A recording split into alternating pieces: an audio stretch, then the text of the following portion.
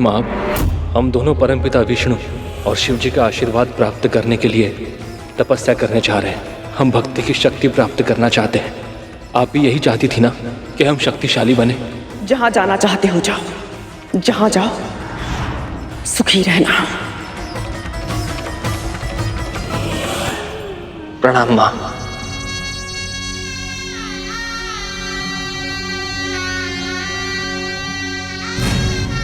तुम सुखी हो ना? आपके आशीर्वाद से परम प्रभु के चरणों में स्थान पा लिया मैंने। इससे अधिक सुख क्या हो सकता है मेरे लिए?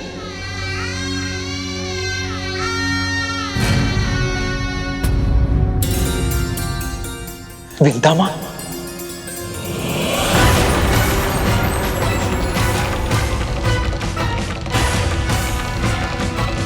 अनंत,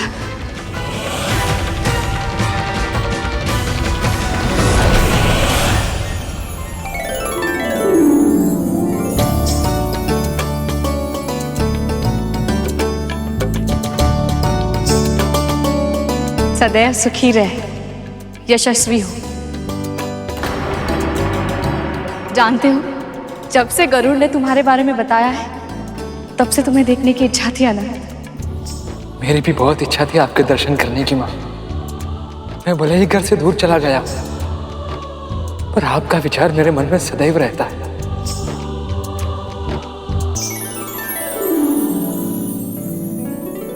इतने वर्षों के बाद तुम्हारा पुत्र तुमसे मिला है कद्रू,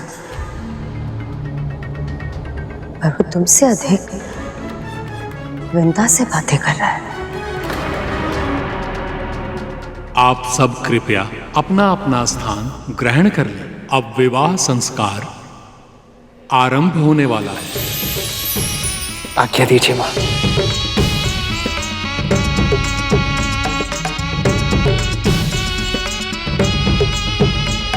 माँ, विवाह को संस्कार क्यों माना जाता है? क्योंकि विवाह कोई शारीरिक या सामाजिक अनुबंध मात्र नहीं है, आध्यात्मिक साधना का माध्यम भी है। दो आत्माओं का पवित्र योग है विवाह। जब दो प्राणी विवाह का संकल्प लेते हैं, वो अपने अलग अलग अस्तित्वों को समाप्त कर एक सम्मिलित इकाई का निर्माण करते हैं, ताकि वो दोनों जीवन और समाज के प्रति अपने कर्तव्य को दो गुणी निष्ठा के साथ निभा सकें, अपने अपने पक्ष के साथ साथ कुलों का उद्धार करते हुए अपनी अगली पीढ़ी को जन्म देकर संसार के चक्र को आगे बढ़ा सके। विवाह वो बंधन है गरुड़, जिसमें बंधकर हम अपने माता पिता के ऋण को आंशिक रूप से चुका पाते हैं।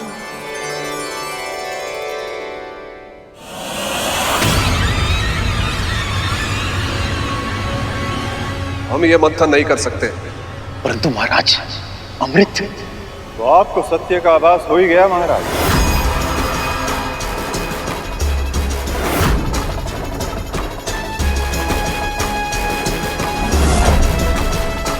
गुरुदेव आप? हाँ, मैं जानता था कि आपको देवताओं की सहायता के बिना अमृत प्राप्त नहीं होगा। फिर भी मैंने आपको प्रयास के लिए प्रोत्साहित किया। मुझे पता था महाराज कि आप इस कार्य में असफल होंगे। तभी आपको समझ में आएगा कि आपके वास्तविक शत्रु देवता नहीं बल्कि विष्णु है।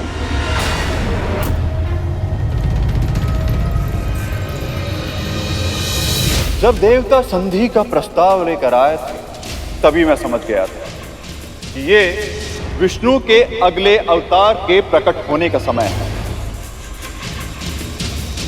और ऐसा होना असुरों के लिए संकट का कारण बनेगा। इसीलिए मैं प्रथम क्षण से ही मंथन के विचार के ही विरुद्ध था, किंतु आपने मेरा सुझाव नहीं माना और विष्णु के कच्छप अवतार के प्रकट होने में सहायता कर दी।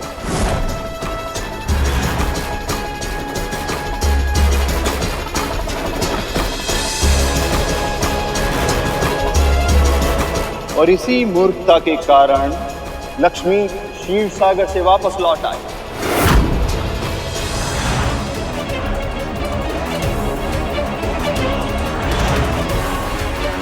संसार में शिव फिर से लौटा। आप सभी असुरों के कारण देवता अपनी शक्तियां पुनः प्राप्त करने में सफल हुए।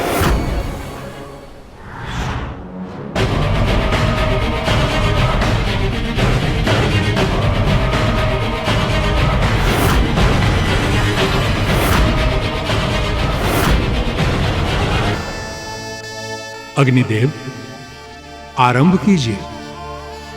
जो आज्ञा ब्रह्मदेव।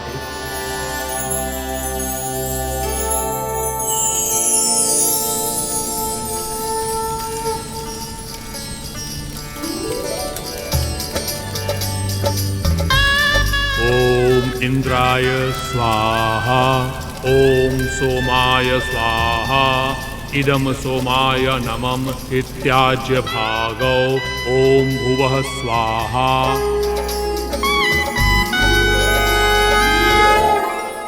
और अब विष्णु और लक्ष्मी दोनों देवताओं के साथ हैं, इसलिए देवता इस मंथन के कार्य को भी पूर्ण करेंगे और उन्हें अमृत भी प्राप्त होगा।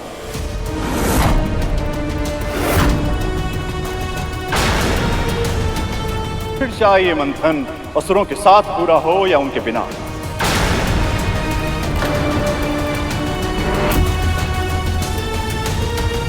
अब कन्यादान होगा। समुद्रदेव, महारानी, अब आप वधू का हाथ अपने हाथ में लें और उसे वर के हाथ में रख दें। कन्यादान का अर्थ होता है पिता द्वारा कन्या का सारा दायित्व वर के हाथों में सौंप देना और उस पर अपना अधिकार सदा के लिए त्याग कर देना। कन्यादान के बाद वधू पूरी तरह से वर की हो जाती है।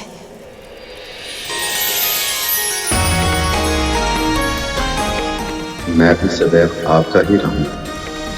ओम स्वस्ति न इंद्रो वृद्धश्रवाः, स्वस्ति न पूषा विश्ववेदाः, स्वस्ति न ताक्षर्यो अरिष्टनेमिः, स्वस्ति नो बृहस्पतिर्दधातु।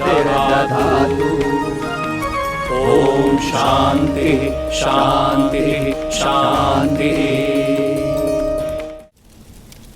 देवी सरस्वती, देवी पार्वती, अब आप दोनों वर और वधू के बीच गठबंधन करें।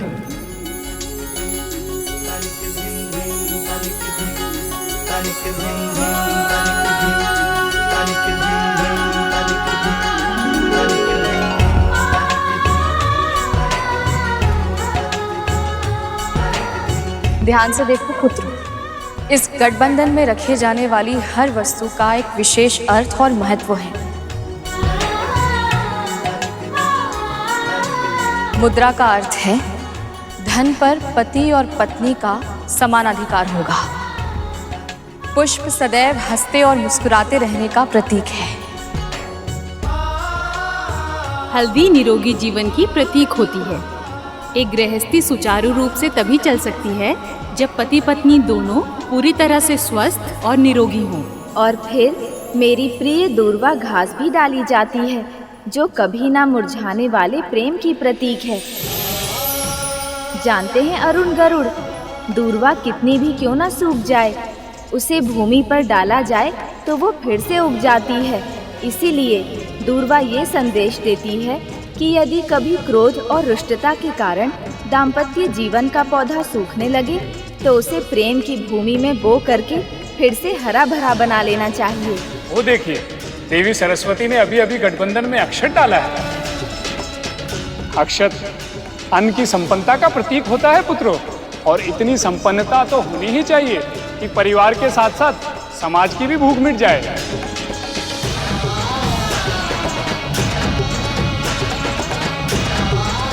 अब तो आप सदा के लिए मेरे प्रेम के बंधन में बंध गई थी। इस प्रेम बंधन में बंध कर मुझे संसार के सारे सुख प्राप्त हो गए प्रभु। अब से सदैव मेरा नाम लेने से पहले आपका नाम पुकारा जाएगा। अरे वाह, ये विवाह संस्कार कितना रुचिकर है। इसके हर छोटी बड़ी रीति के पीछे कितने संदेश, कितने विचार छिपे हुए हैं। बातों बातों में चूक मत जाना करो। अभी विवाह की सबसे महत्वपूर्ण रीति आरंभ होने वाली है। अब आप दोनों अपनी अपनी प्रतिज्ञाएं लें। आज से अपनी धर्मपत्नी को अर्धांगिनी घोषित करते हुए मैं इनके साथ अपने व्यक्तित्व को मिलाते हुए एक नए जीवन की सृष्टि करता हूं। अपने तन के अंगों की भांति ही मैं अपनी अर्धांगिनी की भी रक्षा करूंगा। अपने जीवन को पति के साथ संयुक्त करके मैं एक नए जीवन की सृष्टि करूंगी। इसके पश्चात सत्य अर्थ में मैं आपकी अर्धांगिनी बनकर रहूंगी। मैं पूरी प्रसन्नता से अपनी पत्नी को गृह लक्ष्मी का महान अधिकार सौंपता हूं। आज से सदैव जीवन के निर्धारण में मैं इनके परामर्श को महत्व दूंगा। अपने पति के परिजनों को एक ही तन के विभिन्न भाग मानकर उन सब के साथ सम्मान पूर्वक व्यवहार करूंगी।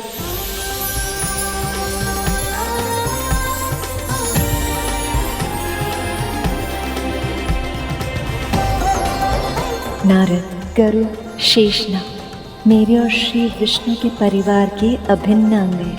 ये सब और मेरे सारे सच्चे भक्त ही तो हैं मेरा परिवार।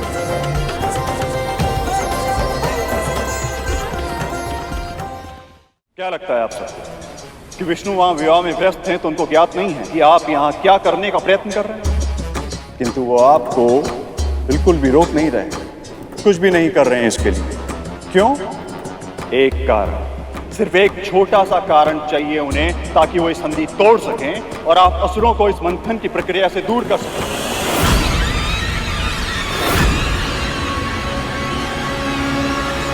ताकि सारा का सारा अमृत देवताओं को प्राप्त हो सके।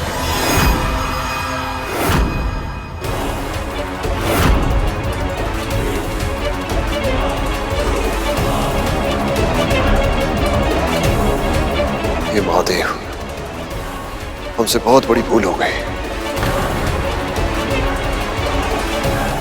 क्षमा करें गुरुदेव, हम तो कल्पना भी नहीं कर पाए कि हमारे विरुद्ध इतना बड़ा षड्यंत्र रचा गया। गुरुदेव, अब आप ही हमें बताइए कि हम क्या करें। कुछ नहीं,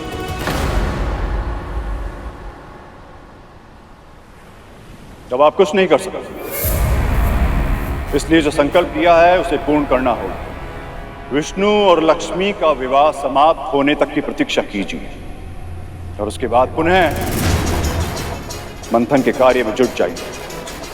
पर इस समुद्र मंथन के साथ साथ एक विचार मंथन भी अपने मस्तिष्क में हर क्षण करते रहिए कि असुरों को अमृत पहले कैसे प्राप्त हो।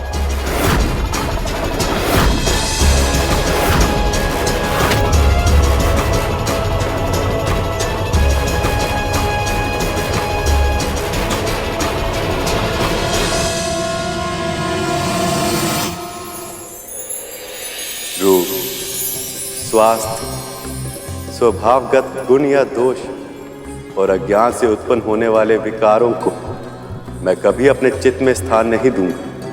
उनके कारण असंतोष व्यक्त नहीं करूंगा।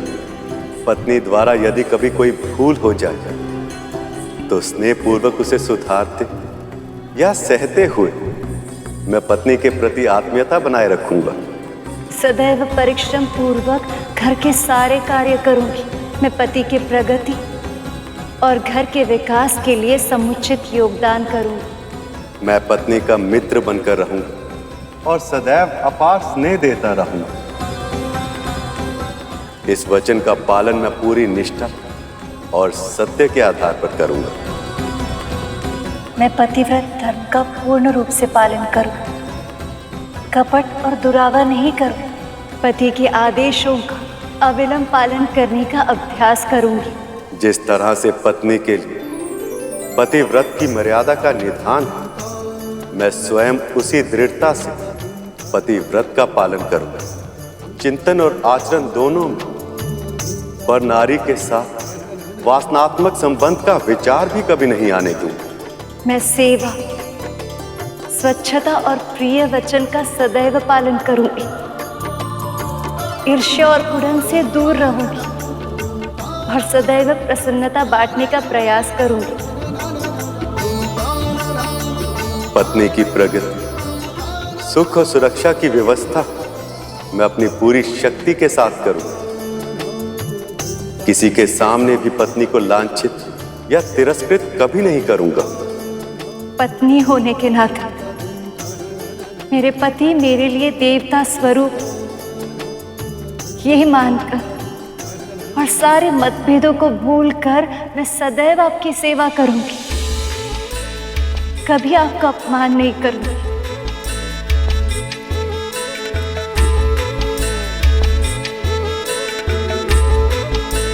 अब आप दोनों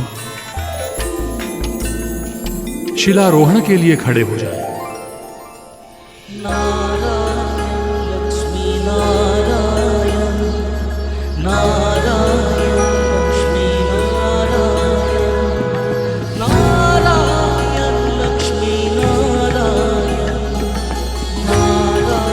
हम दोनों ये प्रतिज्ञा लेते कि शिला की तरह स्थिर रहकर हम सदैव अपनी प्रतिज्ञाओं का पालन करेंगे। हम दोनों ये प्रतिज्ञा लेते हैं कि शिला की तरह स्थिर रहकर हम सदैव अपनी प्रतिज्ञाओं का पालन करेंगे।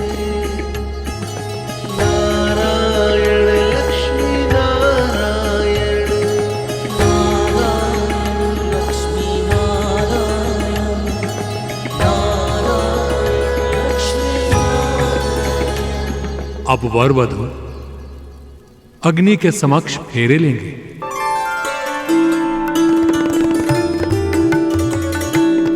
माँ, ये सभी फेरे अग्नि के सामने क्यों लिए जाते हैं? क्योंकि अग्नि सूर्य देव का प्रतीक है गरुड़,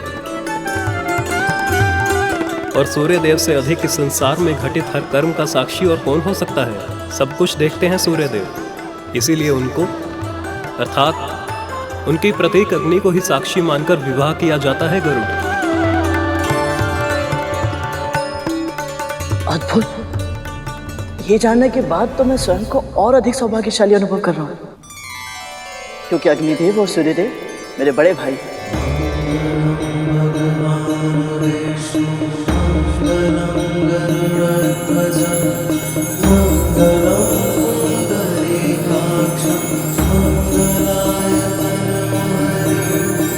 चाहे कैसी भी परिस्थिति क्यों ना हो, मैं आपसे कभी दूर नहीं जाऊंगी प्रभु। आपके सम्मान की रक्षा के लिए कुछ भी करूंगा, जिसकी कोई कल्पना भी नहीं कर सकता। वो भी घटित होने पर विवश कर दूंगा, पर आपके सम्मान पर कभी कोई आंच नहीं आने। संपूर्ण सृष्टि में सबसे अधिक महत्वपूर्ण मेरे लिए अब एक ही वस्तु है प्रभु, आपकी प्रसन्नता। अरुण, गरुड़, देखो, इस संसार में पुरुष से अधिक महत्व नारी को दिया जाता है। इसलिए पहले 4 फेरों में नारी का स्थान आगे होता है। मैं सदैव अपने सुख से अधिक महत्व आपके सुख को दूंगा। अपनी आवश्यकताओं से पहले आपकी आवश्यकताओं का ध्यान रखूंगा। आपका हर्ष उल्लास अपनी प्रसन्नता से भी अधिक महत्वपूर्ण होगा मेरे लिए। संतुलन बनाए रखने के लिए अंतिम के 3 फेरों में पुरुष को आगे बुलाया जाता है।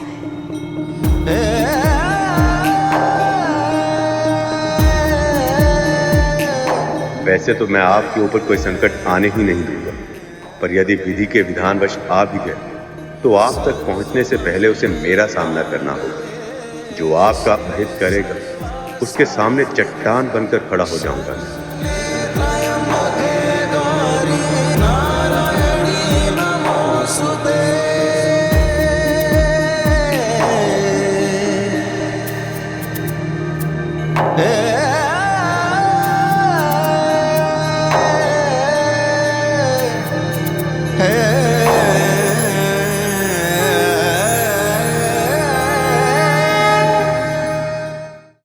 अब सप्तपदी की रीत की जाएगी।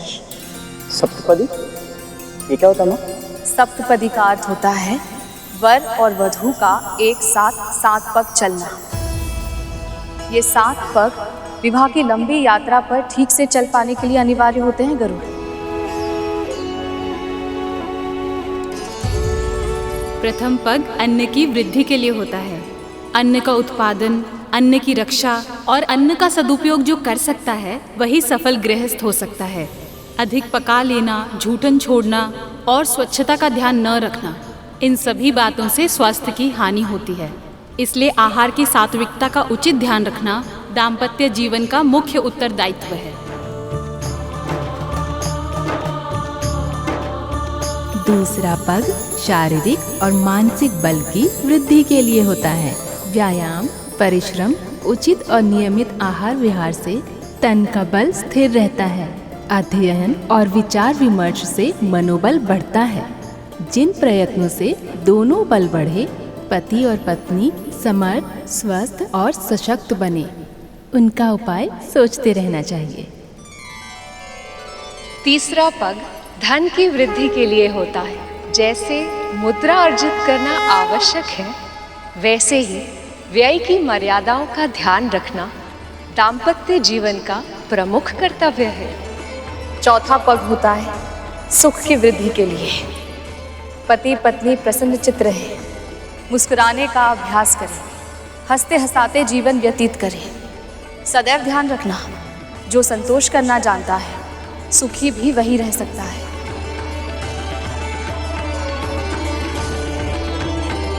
पांचवा पग परिवार पालन की नीति सिखाने के लिए होता है। छोटे बड़े सभी के साथ उचित व्यवहार किया जाए। आश्रित पशुओं, सेवकों और दासों को भी अपने परिवार का अंग माना जाए।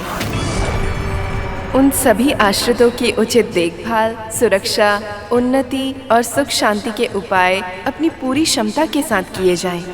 यही इस पांचवें पग की शिक्षा है। संतानों को जन्म देना स्वाभाविक है, इसीलिए दाम्पत्य जीवन में उसका भी स्थान है। परंतु इन कर्तव्यों का निर्वहन करते हुए भी मर्यादाओं का पूरी कठोरता और सतर्कता से पालन किया जाना चाहिए। यही इस छठे पग का संदेश है।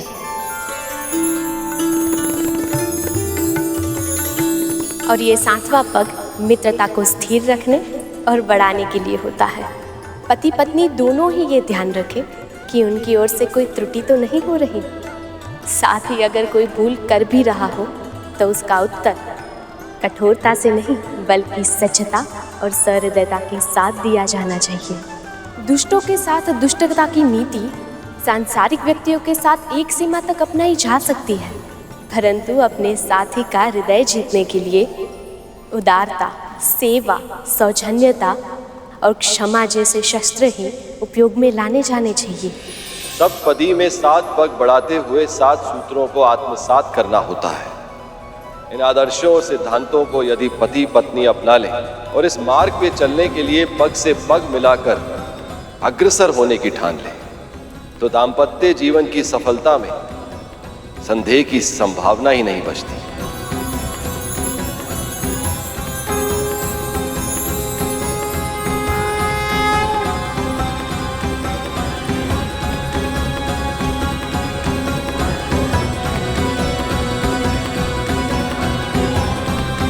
सप्तपदी होने के बाद ही अर्धांगिनी को वामांगी का अधिकार प्राप्त होता है।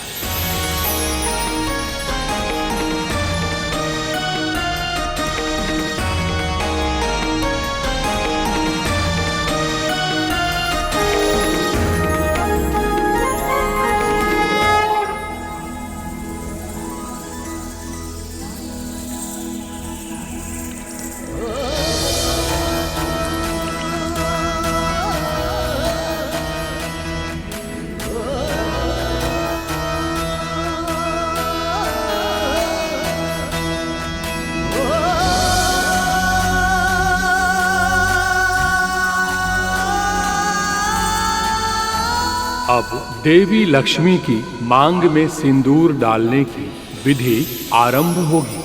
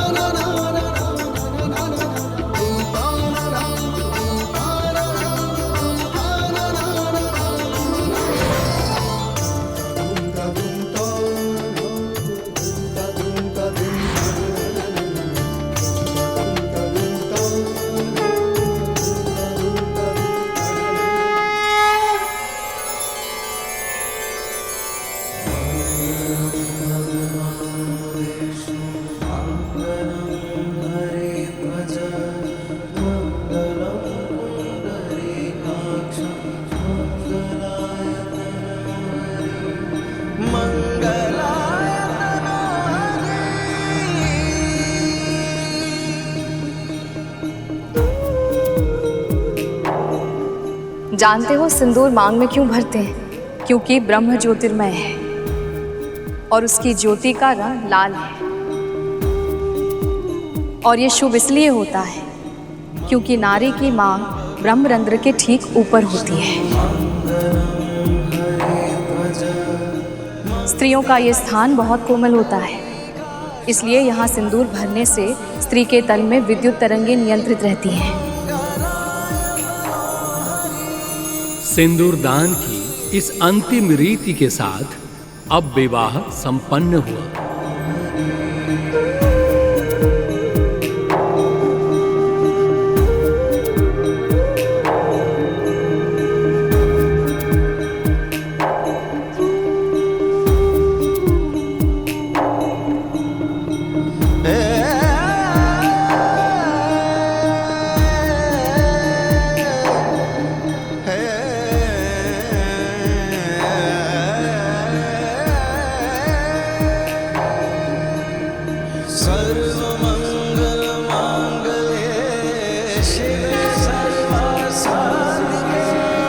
इस विवाह और इस दृश्य को देखकर मेरा जीवन धन्य हो गया।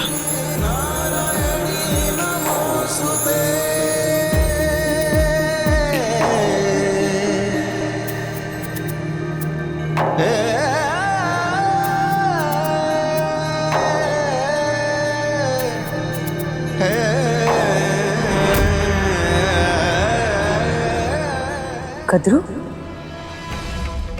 तुम्हारा मुख क्या हुआ? तुम इतना आश्चर्यचकित होकर क्या देख रही हो? क्या हुआ मेरे मुख को? कद्रू, तुम्हारे चेहरे के दाग। क्या हुआ है? बोलो।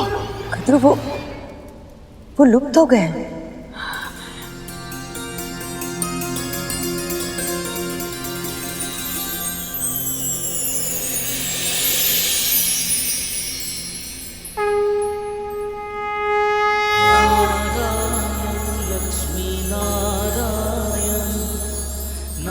धन्यवाद प्रभु विष्णु, धन्यवाद माता लक्ष्मी, आपको कोटि कोटि धन्यवाद।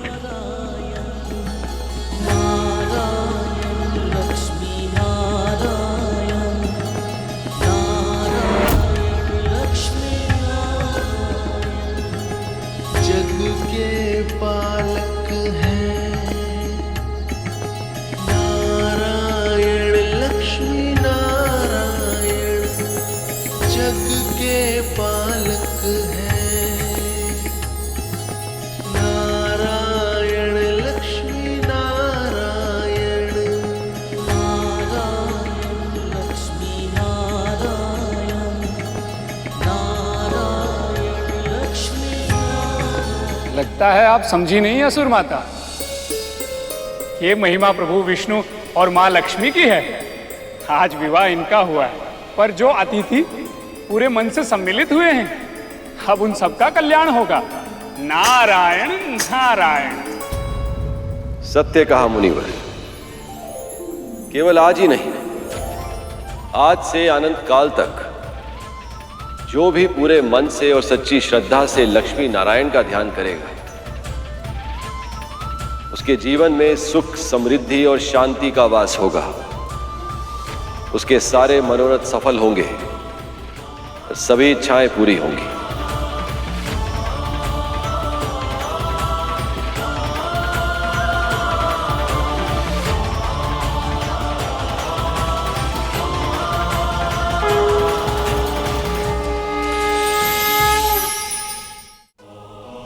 मेरी तो बस एक ही इच्छा है, मेरी संतानों को अमृत मिल जाए और वो सर्वशक्तिमान बन जाए।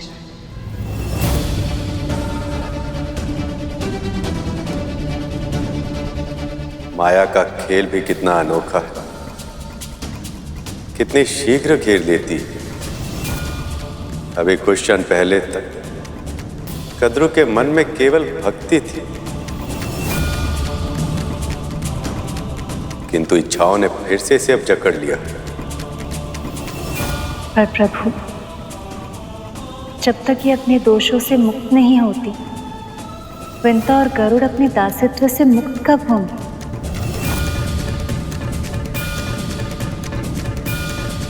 शीघ्र होगा, अब वो मेरा दायित्व है।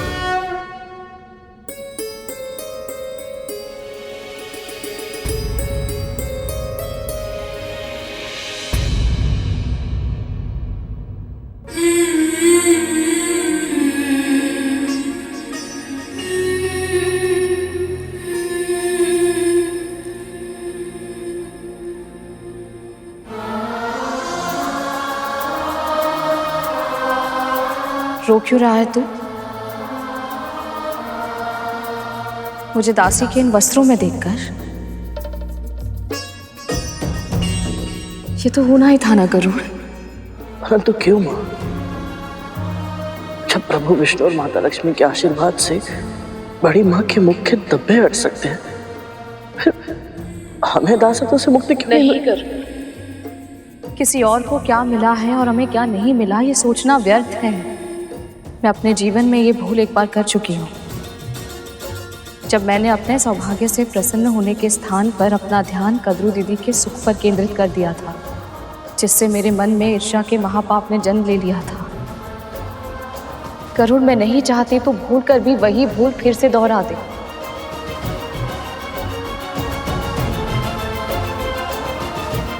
आप सही कह रही हो।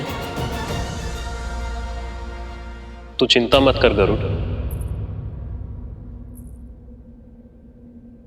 मुझे पूरा विश्वास है जिस तरह भगवान दत्तात्रेय की कृपा की वर्षा मां पर हुई है, उसी तरह प्रभु विष्णु और मां लक्ष्मी की कृपा भी आप पर होगी मां। उनकी कृपा का आशीर्वाद तो मुझे पहले ही मिल चुका है अरुण। इतने अच्छे, इतने संस्कारी दो पुत्र जो दिए हैं उन्होंने मुझे। अपने पुत्रों के अच्छे कर्म और सेवा का फल ही तो है, जिसके कारण मैं इस पवित्र समारोह में सम्मिलित हो पाई हूँ। यहाँ इतना सम्मान, इतना अपनापन मिला है मुझे। ये सब केवल इस जन्म में ही नहीं, आने वाले हर जन्म में मुझे सुख देने के लिए पर्याप्त है। अब और मुझे कुछ नहीं चाहिए।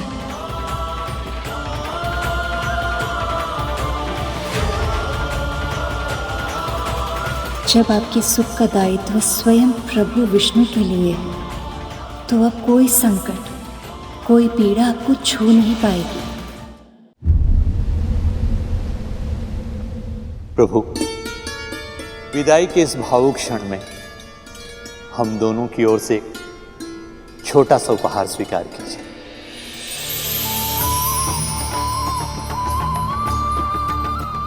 इसकी कोई आवश्यकता नहीं है पिताजी। ये मणि उस सम्मान का प्रतीक है जो आप सबने मुझे दिया है। आज मैं अपनी पुत्री के साथ साथ इस मणि को भी आपको सौंप रहा हूं। आपकी पुत्री मेरे हृदय में वास करती है।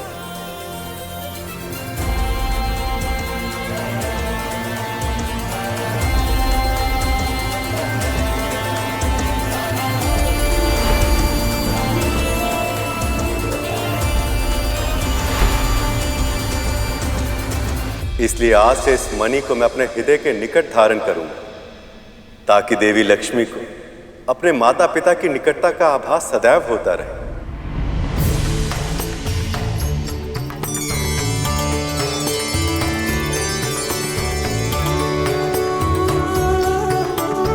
सारे संसार की श्री को हम दोनों भला दे ही क्या सकते हैं, फिर भी पुत्री, इसे हमारी प्रेम की भेंट समझकर स्वीकार कीजिए।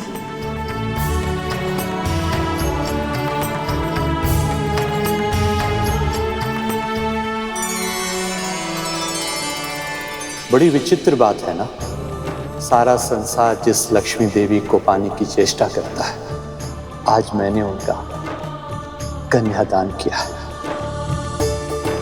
पर मैं जब देखता हूं कि मैंने अपनी पुत्री का हाथ किन हाथों में दिया है, तो ऐसा लगता है जैसे इससे बढ़कर पुण्य कार्य कुछ हो ही नहीं सकता।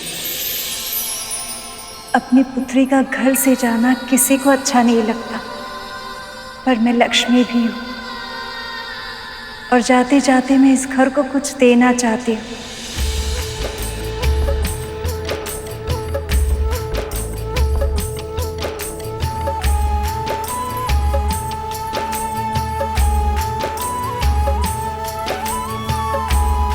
ये खिल प्रसन्नता का प्रतीक है जो मुझे इस घर ने दिया है।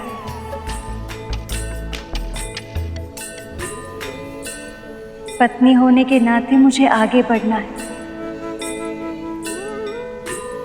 किंतु पुत्री होने के नाते मैं यहाँ प्रसन्नता बिखेर के जाना चाहती हूँ।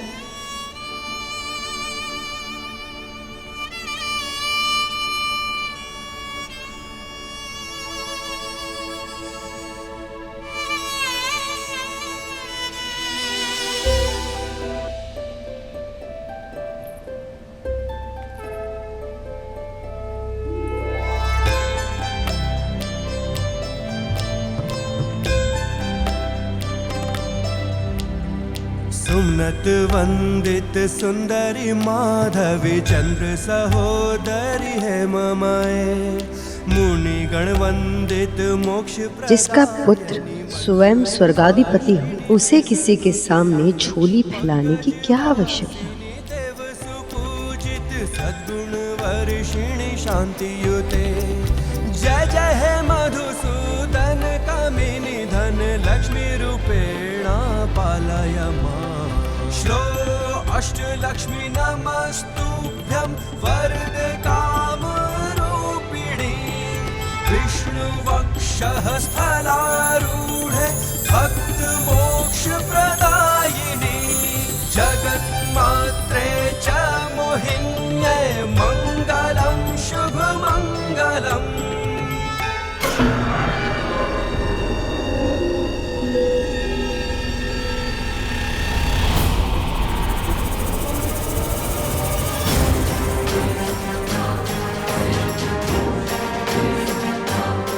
बस एक था ना, इससे क्या होगा?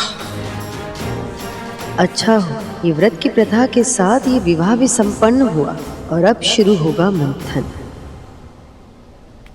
रुक जाइए मामी श्री, आप इस रथ पर नहीं चढ़ सकती। गणेश जी अब क्या करना चाहते हैं? कहीं कोई भूल चूक ना हो गई, अब और विघ्न ना आ जाए।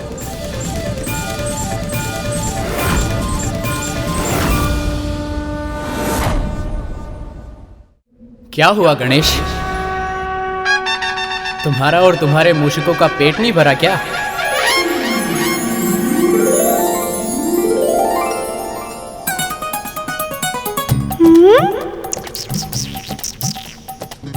पेट तो भर गया भ्राता, किंतु मन नहीं भरा। मुझे नेक दिए बिना आप रथ पर नहीं चढ़ सकती मामी श्री।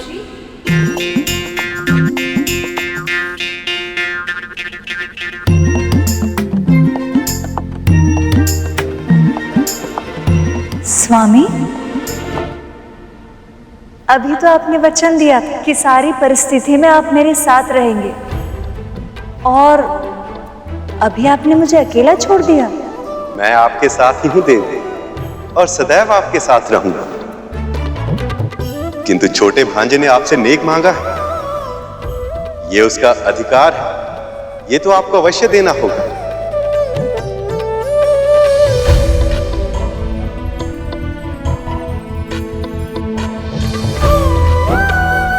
गणेश, आप बुद्धि के देवता हैं और मैं धन वैभव की देवी, और जब बुद्धि ही ना हो तो धन कैसे प्राप्त कर सकते हैं? आज मैं आपको आशीर्वाद देती हूँ कि हम दोनों की पूजा अब से साथ में होगी।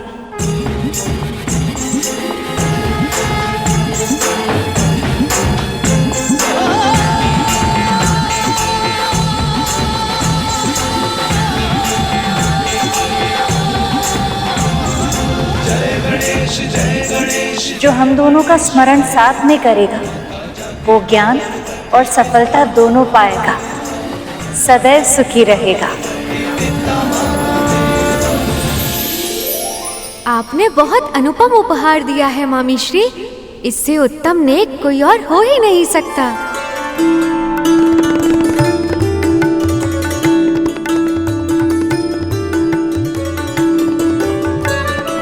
आइए देवी।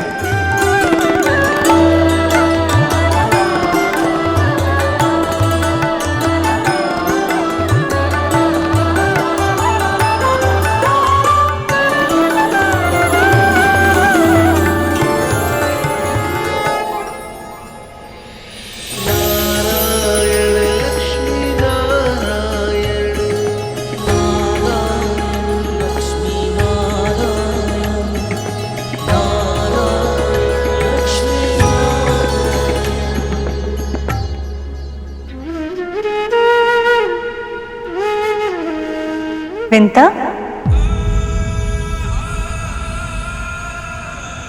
तुम वहां क्यों खड़ी हो? तुम्हें हमारे साथ वैकुंठ चलना है।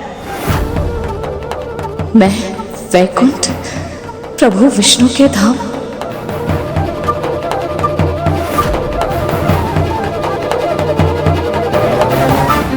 क्या हुआ?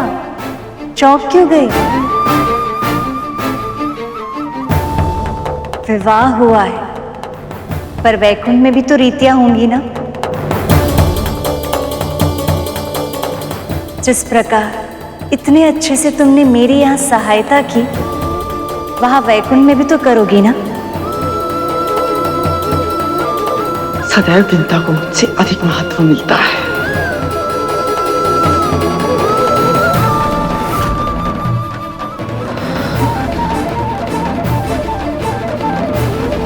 पर माँ, मैं कैसे? नहीं नहीं माँ, मैं नहीं आ सकती वहां। विंता, मैं स्वयं तुम्हें मेरे साथ वैकुंठ चलने के लिए कह रही हूँ और तुम मना कर रही हो। मेरे कहने का अर्थ ये नहीं है माँ, पर मैं कैसे? देवी विंता, वैकुंठ की स्वामिनी ने स्वयं आपसे साथ चलने का आग्रह किया। आप इनका आदेश टाल नहीं सकती।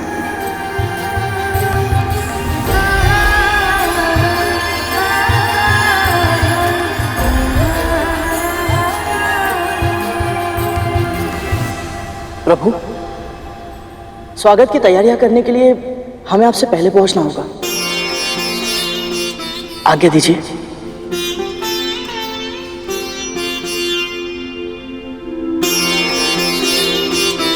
चलिए मां।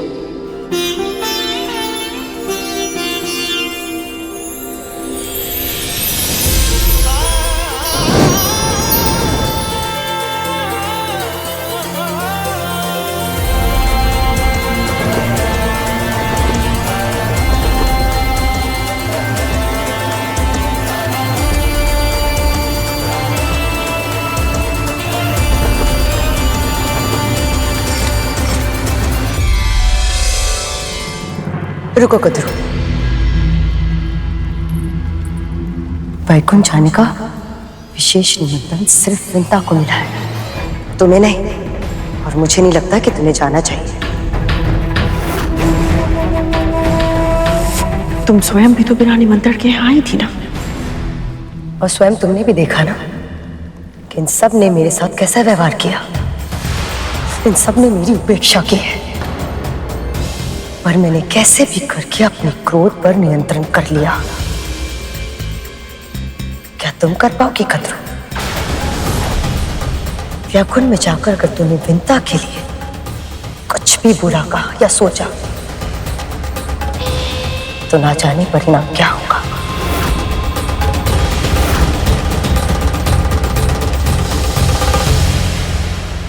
यदि प्रभु विष्णु और देवी लक्ष्मी मुझसे रुष्ट हो गए, तो अपने पुत्रों के लिए अमृत पाने का मेरा स्वप्न ही रह जाएगा।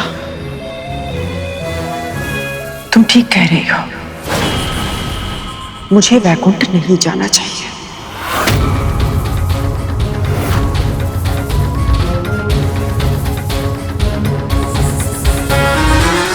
तू जितना होना चाहती है विंता, उड़ ले।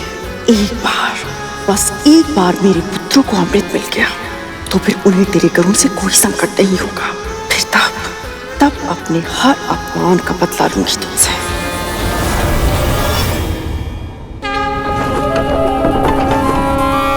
अद्भुत, अविश्वसनीय, कितना सुंदर है ये लोग।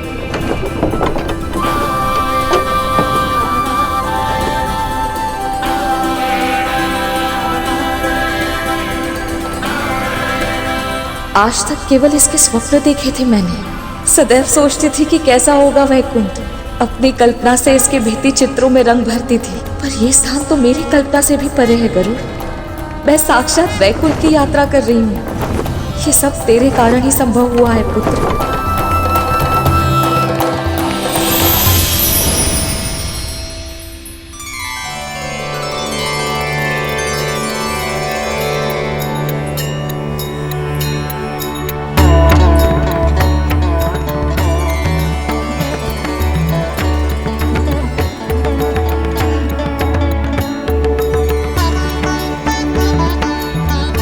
मुझे तो विश्वास ही नहीं हो रहा गरुड़, मैं वैकुंठ के द्वार के सामने हूँ। इतना बड़ा सौभाग्य, इतना सारा सुख, ये अकल्पनीय है गरुड़, अकल्पनीय।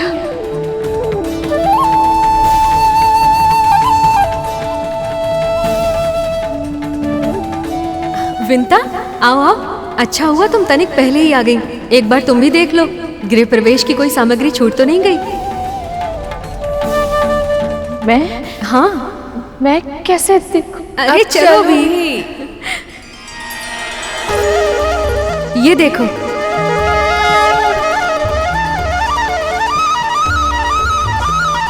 देखो ना विंता, कोई सामग्री छूट तो नहीं गई?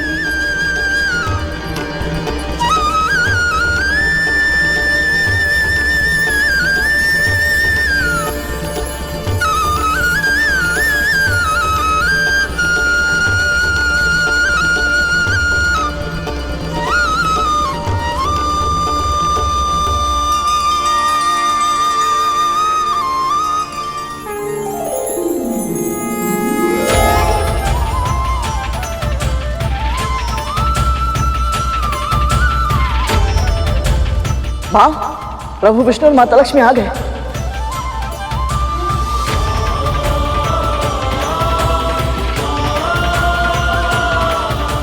मुझे सदा से ज्ञात था कि समुद्र मंथन कराने से हमारा मिलन अवश्य होगा, और आज आपको अपने साथ वैकुंठ लाते हुए मेरे सारे प्रयास सफल होने का अनुभव हो रहा है मुझे।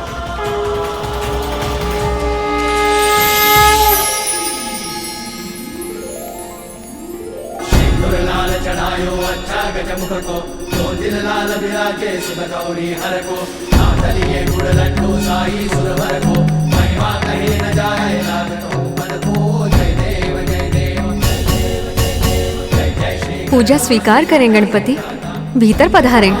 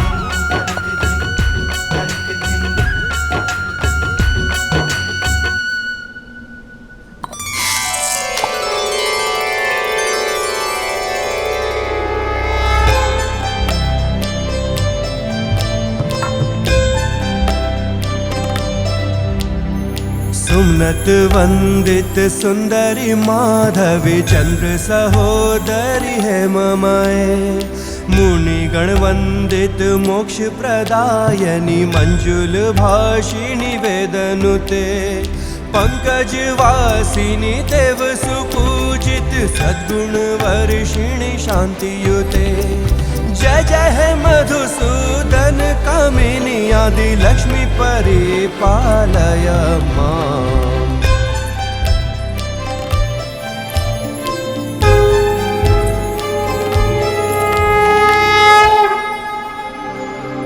माँ अरुंधति, माँ अनुसुया, जिस आत्मीयता से आपने मेरा स्वागत किया उससे मैं अभिभूत हो गई।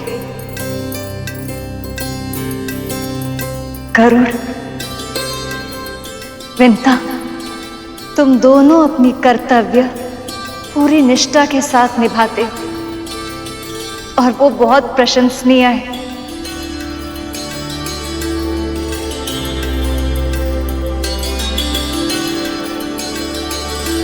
और सबसे अधिक धन्यवाद मैं आपको कहना चाहती हूँ स्वामी।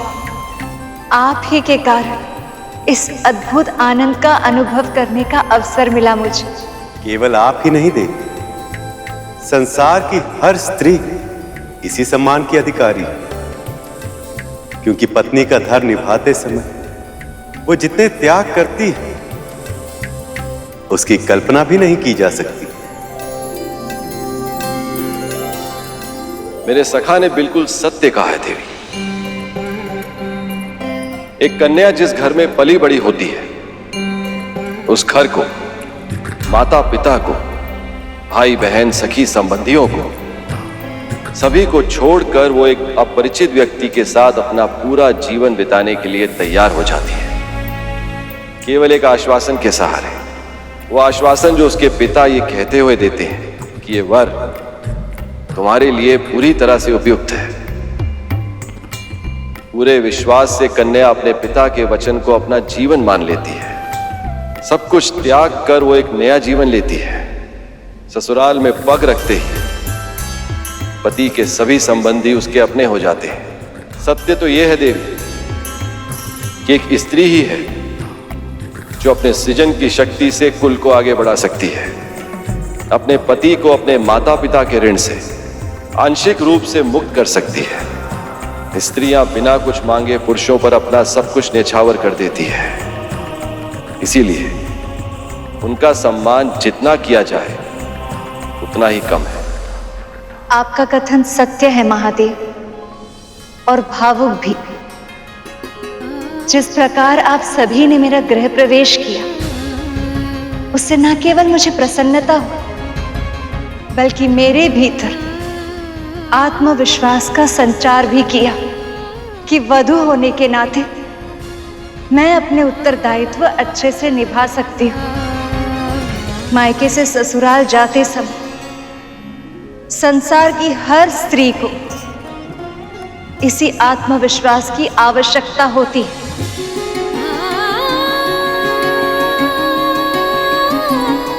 इसलिए मैं ये संकल्प लेती हूँ स्वामी, आज से जो भी परिवार अपने बहू का गृह प्रवेश इन सब संस्कारों के साथ करेगा, मैं स्वयं उस स्त्री के भीतर स्थिर निवास करके उसे गृह लक्ष्मी बनाऊंगी। उसके शुभ हाथों से हल्दी के छाप उस घर के कष्ट और रोगों को मुक्त करेंगे। अक्षत बिखेरने से उस घर में संपन्नता और प्रसन्नता बिखरेगी,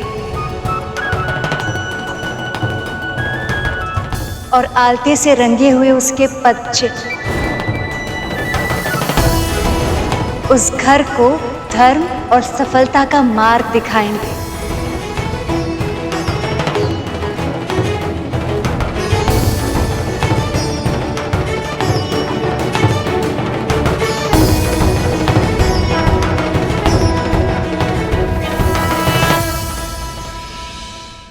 यदि तुम सब मानते हो कि हमारे प्रतियोगी केवल देवता हैं, तो तुम सब भ्रम में हो। अमृत पर केवल देवताओं की नहीं, नागों की भी दृष्टि है। और नाग ही क्यों, जो भी प्राणी एक निश्चित आयु लेकर इस संसार में आता है और अपना समय पूरा होने के बाद पंच तत्वों में विलीन हो जाता है, और वो प्राणी इस अमृत को पाना चाहेगा। इसीलिए हमारा पूरा ध्यान अपने लक्ष्य पर केंद्रित होना चाहिए, ताकि अमृत प्रकट होते ही सबसे पहले हम उसे छीन सके। पर यह कैसे होगा महाराज, क्योंकि गरुड़ की तीव्र दृष्टि सदैव हम ही पर बनी रहती है। हाँ महाराज, मंदराचल से लेकर वासुकी तक सब सदैव केवल देवताओं का ही पक्ष लेते हैं। और वैसे भी महाराज, अब विष्णु के साथ साथ देवी लक्ष्मी भी इस बंधन को देखेगी। उन सब की कड़ी दृष्टि के सामने कैसे चुराएंगे हम अमृत?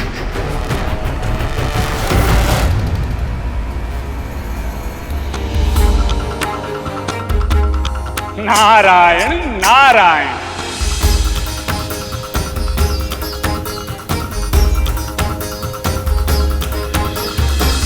आप जानती हैं माँ, एक दिन यहीं वैकुंठ में खड़े होकर गरुड़ के मन में भी इच्छा आई थी कि वो प्रभु विष्णु और माँ लक्ष्मी के मिलन में सहायक बने। ठीक उसी तरह आज आपके मन में जो भी विचार आया है वो भी अवश्य पूरा होगा माँ।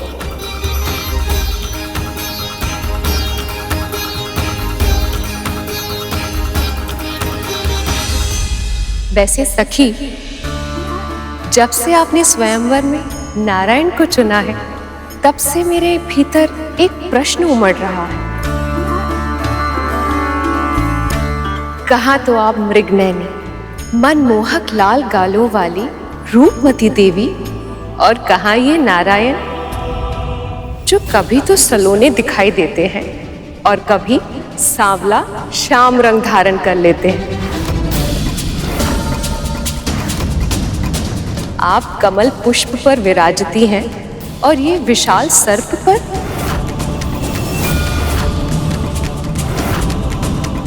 ये कैसा मेल है देवी?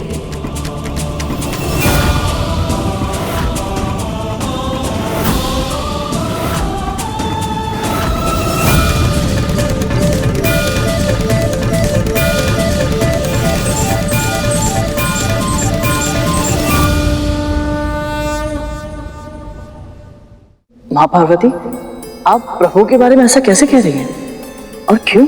ये भी एक रीति होती है गरुड़। नंदे और भाभियां नववधू से उपहास करती हैं ताकि उसे ससुराल में हिचकिचाहट ना हो और वो अपने मन की बात सबके सामने रख पाए।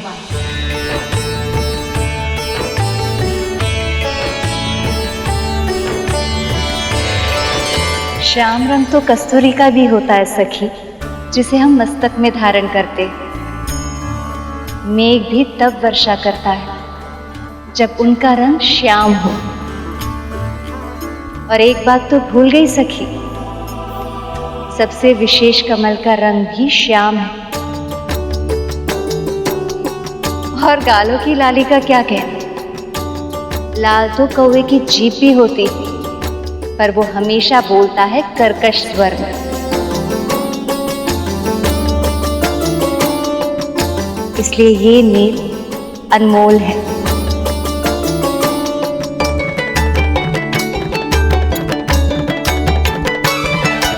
बस ऐसे ही एक दूसरे का पक्ष लेते रहिए, एक दूसरे का साथ देते रहिए। चलिए, ये रीति भी पूरी हो गई। अब प्रथम रसोई की रीति भी कर लेते हैं। अभी लाई।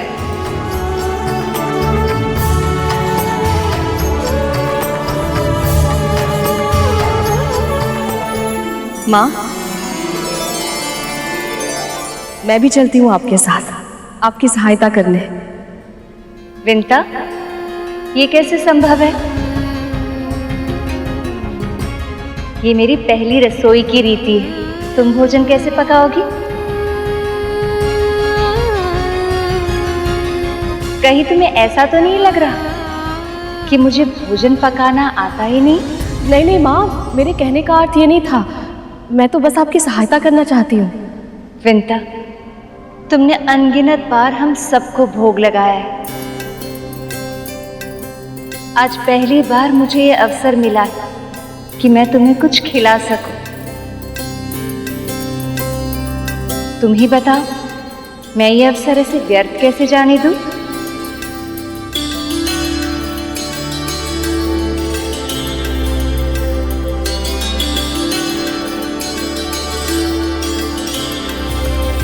माँ लक्ष्मी रसोई में कार्य करके पकवान बनाए और मैं उन्हें ग्रहण करूं, जो कभी स्वप्न में भी नहीं देखा था, जिसकी कल्पना भी नहीं की थी, वो सत्य हो रहा है गरुड़।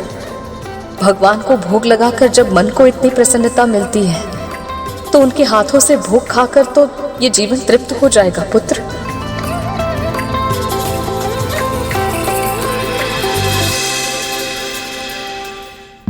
ये लीजिए स्वामी, अपनी पहली रसोई की रीति में मैंने मखाने की खीर बनाई।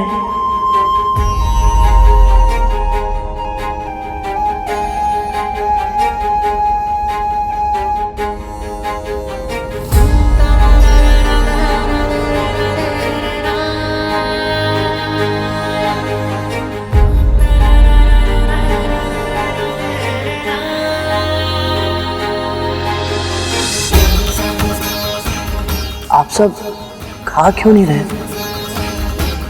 जब भक्त भगवान को खिलाए बिना स्वयं नहीं खाता, तो हम अपने भक्तों को खिलाए बिना कैसे खा सकते?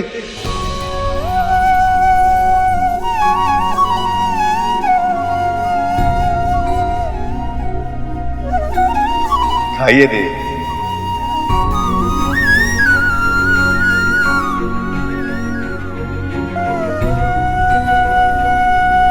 अपने प्रिय के हाथों से बनी खीर खाने के लिए और कितनी प्रतीक्षा करवाएंगे आप मुझसे?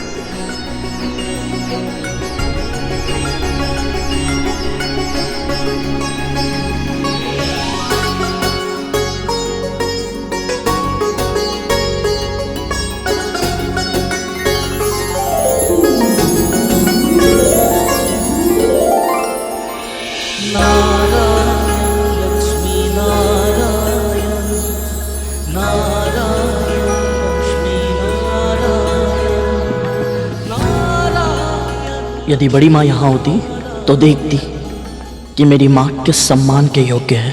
संभव है तभी उन्हें आभास हो पाता कि वो माँ के साथ अत्याचार करके कितना बड़ा पाप कर रही है।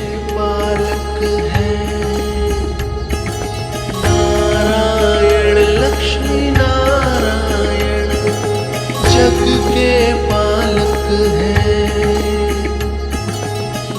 वैसे तो इस संसार में जो भी धन है वो आपका ही है और आपसे ही है, परंतु ये रीति है, पहली रसोई के बाद नेक की प्रक्रिया आवश्यक है। इसीलिए हमारे परिवार की ओर से ये भेंट स्वीकार कीजिए।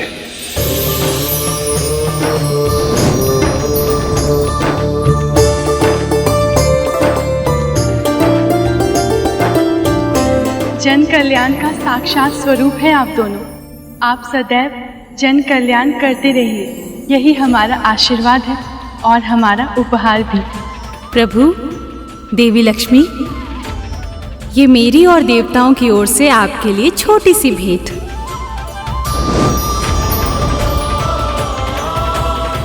मैं प्रभु विष्णु और माता लक्ष्मी को क्या भेंट दूं? अब हमें प्रस्थान की आज्ञा दीजिए।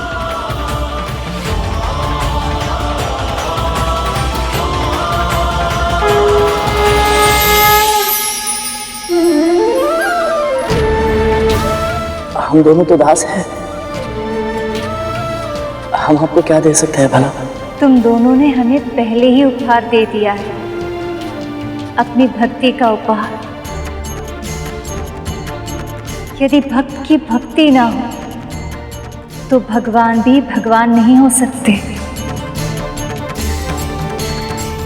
अब आज्ञा दीजिए प्रभु, ताकि महारानी के महल लौटने से पहले मैं वापस पहुंच सकूं। देवी विंता, आपकी कर्तव्य निष्ठा सत्य ही अद्भुत है। प्रस्थान कीजिए।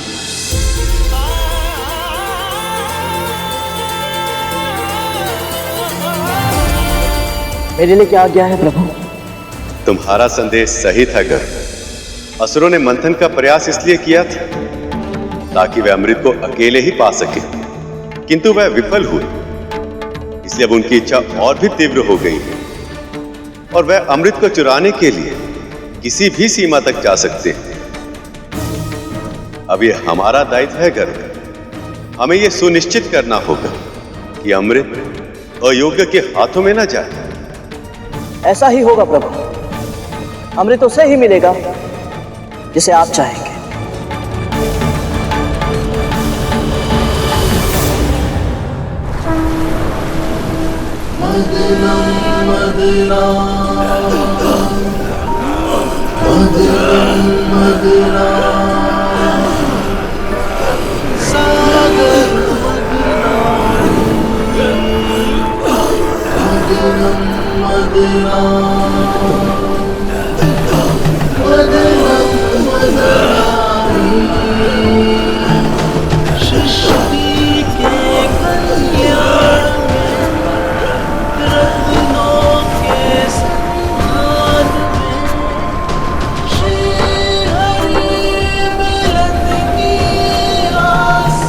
देवताओं, पूरा बल लगा दो।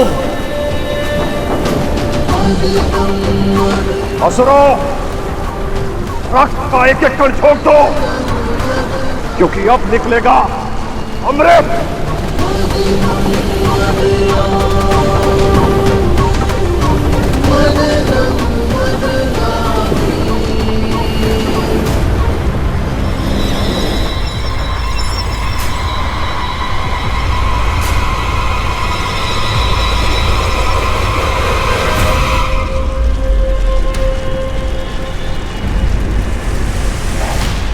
ये दुर्गंध कैसे?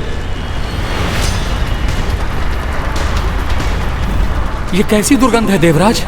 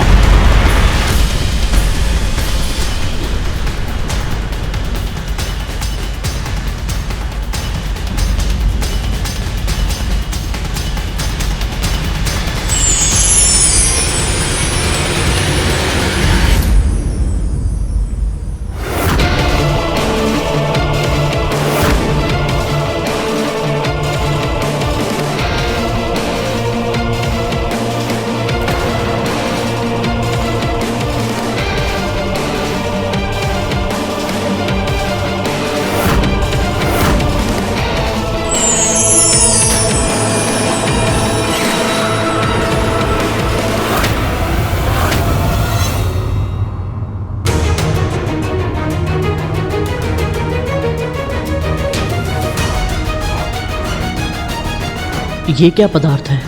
ये क्या लीला है प्रभु? इस पर तो केवल हम असुरों का ही अधिकार होगा।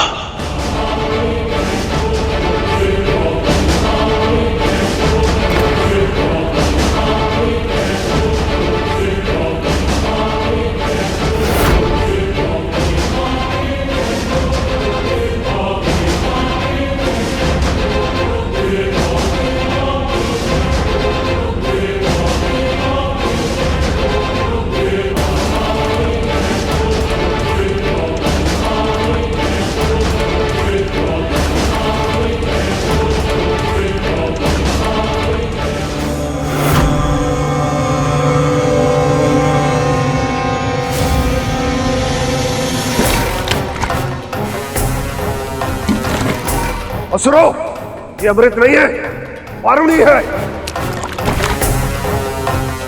जिसे लेने में हम देवताओं को कोई रुचि नहीं है। असुर उसे आनंद से ले सकते हैं। क्यों देवताओं? सत्य कहा देवराज।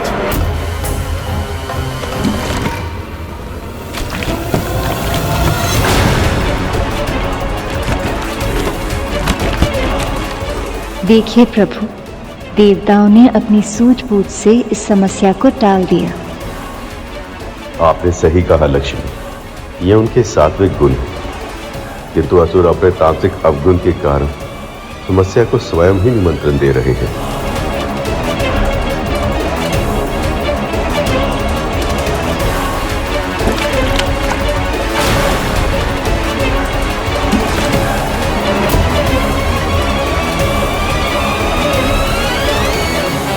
सारा पान तो अकेला कर जाएगा और हम मुंह देखते रहेंगे। ला असुरों, आपस में कलेश करने का कोई लाभ नहीं होगा। सुना नहीं तुम सबने?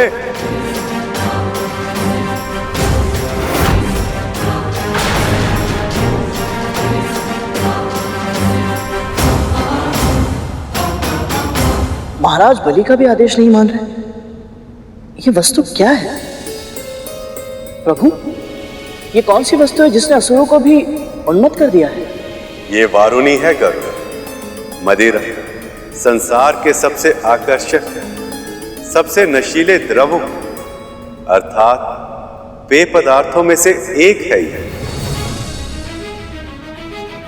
व्यक्ति के मन की सभी दुविधाओं, सारी हिचक को दूर करता है ये। संसार के सभी कष्टों और कठिनाइयों को भुला देता है ये। जो भी इसका पान करता है उसे परम आनंद की अनुभूति कराता है ये द्रव्य। प्रभु, यदि ये द्रव्य इतना आकर्षक है तो फिर देवताओं ने इसकी एक भी बूंद पाने में तनिक भी रुचि क्यों नहीं ली?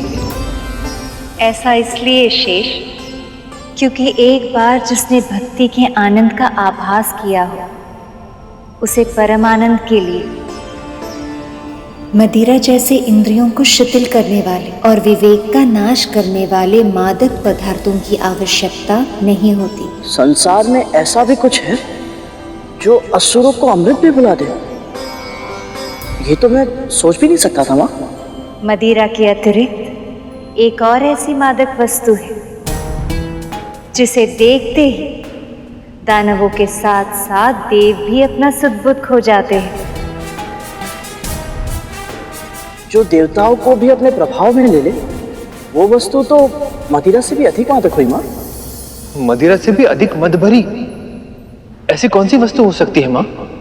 प्रभु, इस विषय में आपसे अधिक कौन अच्छे से समझा पाएगा, क्योंकि आने वाले समय में आप मोहिनी अवतार धारण करने वाले हैं। वो वस्तु है स्त्री की आंखें।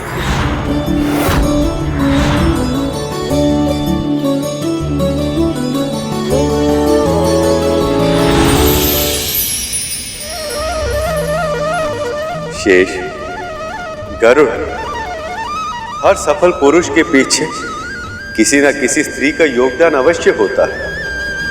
स्त्री की शक्ति की कल्पना भी नहीं की जा सकती। यदि स्त्री चाहे तो पुरुष अपने उद्देश्य पर ऐसे ध्यान केंद्रित कर सकता कि वो कभी भटकता नहीं। और यदि स्त्री चाहे तो पलक झपकते ही पुरुष अपने लक्ष्य को भूलकर उसकी मद भरी आंखों में खो सकता।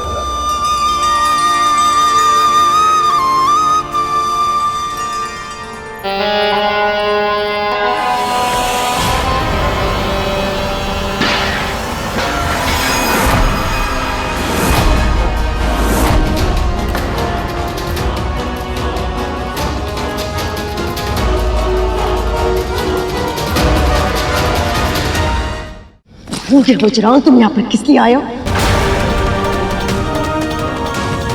हाँ? तुम्हें अपना ध्यान केवल मंथन पर केंद्रित रखना है। अमृत ही तुम्हारा एकमात्र उद्देश्य होना चाहिए राहु।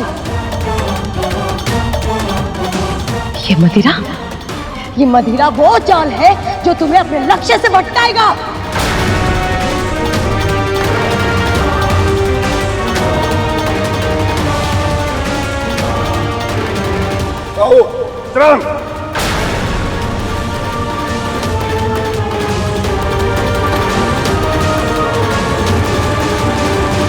जब अमृत प्रकट होगा, तुम दोनों केवल उसे देखोगे, उसे सोचोगे, उसी का ही विचार करोगे। अपनी पांचों इंद्रियां केवल अमृत पर केंद्रित करोगे।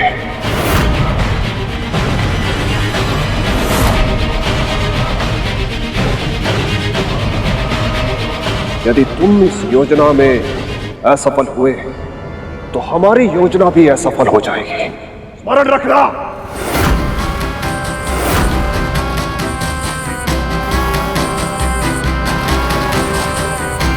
यदि हम अमृत हार गए तो सब कुछ हार जाएंगे। अपनी महत्वाकांक्षा, अपना स्वप्न, अपना साम्राज्य, सब कुछ।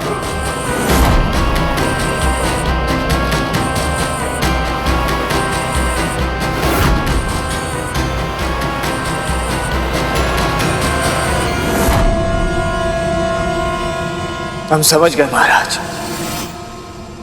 अब आप जो कहेंगे महाराज, बस वही होगा। चलो।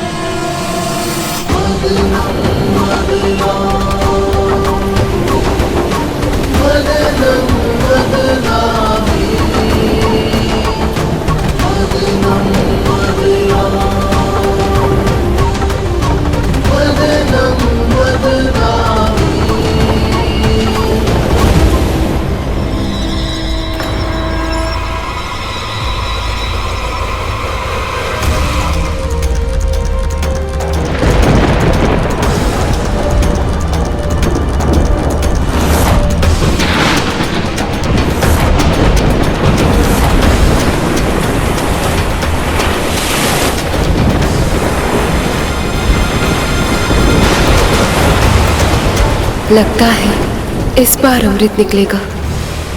इस अमृत पर मेरे पुत्रों का ही हक है और उसे पाने से मेरे पुत्रों को विष्णु भी नहीं रोक पाएगा।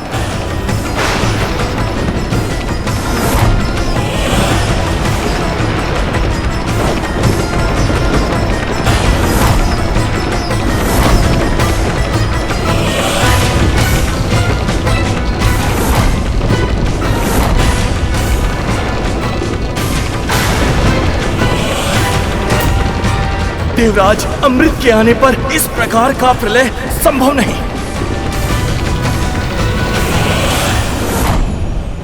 महाराज, इसका तेज असहनीय है। क्या हो सकता है?